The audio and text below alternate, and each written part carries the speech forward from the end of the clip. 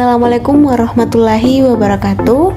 Perkenalkan, nama saya Nurdian Wahyuni, NIM B0421-028 kelas GCA. Nah, pada video kali ini saya akan menjelaskan terkait tahapan reaksi oksidasi asam lemak jenuh dan oksidasi asam lemak tak jenuh. Pengertian asam lemak. Asam lemak merupakan sekelompok senyawa hidrokarbon yang berantai panjang dengan gugus karboksilat pada ujungnya. Franz Knoop menerangkan bahwa asam lemak itu dipecah melalui oksidasi pada karbon 3.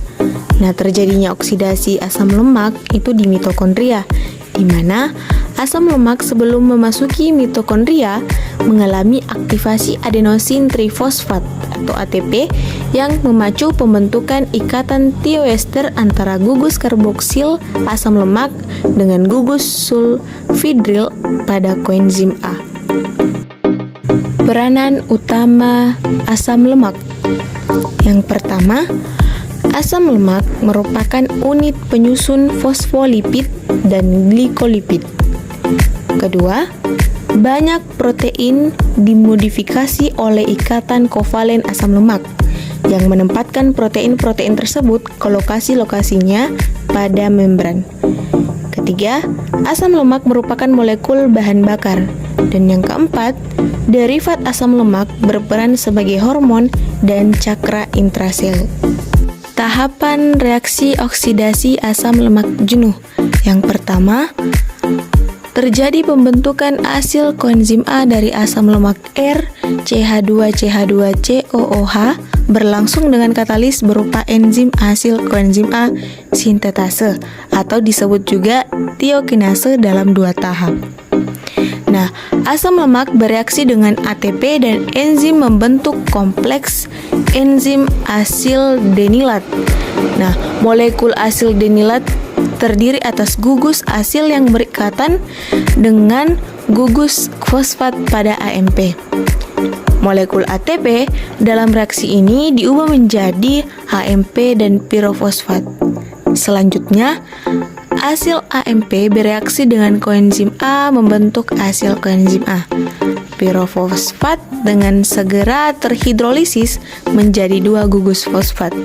Reaksi ini menyebabkan pembentukan asil koenzim A berlangsung dengan baik. Kedua, reaksi pembentukan enoil koenzim A dengan jalan oksidasi. Enzim asil koenzim A dehidrogenase berfungsi sebagai katalis pada tahapan reaksi ini. Nah, pada reaksi ini juga membutuhkan koenzim berupa FAD yang berfungsi sebagai akseptor hidrogen. 2 molekul ATP dibentuk untuk tiap pasangan elektron yang ditransportasikan dari molekul FADH2 melalui sistem transport elektron. Ketiga, di mana enzim anoil koenzim A hidratase berperan sebagai katalis yang dapat menghasilkan L-hidroksiasil koenzim A.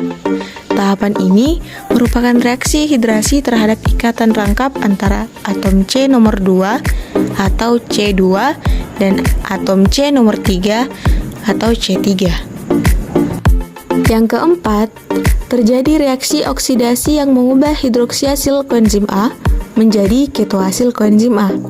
Pada reaksi ini dikatalisis oleh enzim L-hidroksiasil koenzim A dehidrogenase. Selain itu, adanya pelibatan NAD yang direduksi menjadi NADH. Oksidasi kembali NADH ini melalui transport elektron dapat membentuk 3 molekul ATP. Dan yang kelima, reaksi pemecahan ikatan atom C sehingga menghasilkan asetil koenzim A dan asil koenzim A yang mempunyai atom C berjumlah 2 buah lebih pendek dari molekul semula. Asil koenzim A yang dihasilkan pada reaksi tahap kelima mengalami metabolisme lebih lanjut melalui reaksi tahap kedua sampai tahap kelima, sampai di mana rantai C pada asam lemak jenuh terputus menjadi molekul-molekul asetil koenzim A.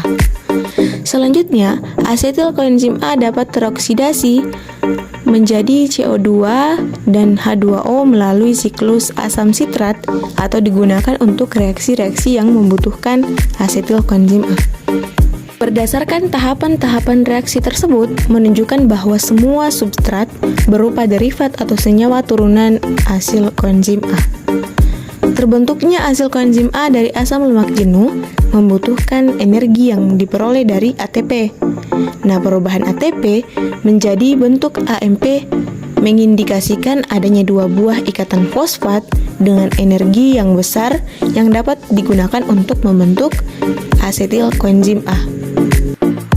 Tahapan reaksi oksidasi asam lemak tak jenuh. Tahapan proses oksidasi pada asam lemak tak jenuh tidak jauh berbeda dengan asam lemak jenuh.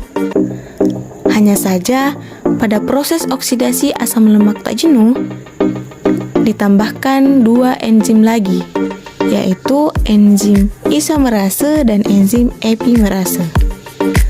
Reaksi awal pada proses oksidasi asam lemak tak jenuh, yakni adanya pembentukan asil koenzim A. Molekul asil koenzim A dari asam lemak tidak jenuh tersebut mengalami pemutusan ikatan atom C melalui proses beta oksidasi dan hasil reaksi berupa cis-cis asil koenzim A atau bentuk trans-cis asil koenzim A. Misalnya, reaksi beta oksidasi pada asam linoleat. Pertama, asam linoleat diaktifasi menjadi linoleil koenzim A. Selanjutnya, molekul linoleil koenzim A mengalami serangkaian reaksi beta oksidasi membentuk 3 molekul asetil koenzim A dan delta 3 cis, delta 6 cis dienoil koenzim A.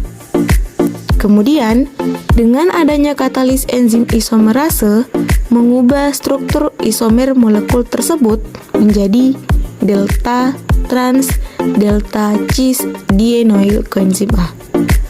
Senyawa tersebut selanjutnya mengalami reaksi alfa oksidasi dan produk berupa asetil koenzim A berjumlah 2 molekul dan molekul delta 2 cis enoil koenzim A. Lalu, adanya katalis enzim hidratase mengkatalisis menjadi DB-hidroksiasil koenzim A. Reaksi selanjutnya yakni epimerisasi, dengan dikatalisis oleh enzim epimerase dengan produk reaksi berupa L plus beta hidroksiasil koenzim A. Senyawa L plus beta hidroksiasil koenzim A kemudian mengalami reaksi beta oksidasi dengan produk berupa asetil koenzim A berjumlah 4 molekul. Pada reaksi beta oksidasi asam lemak tidak jenuh, 1 molekul asam linoleat diperoleh produk reaksi berupa 3 molekul asetil koenzim A.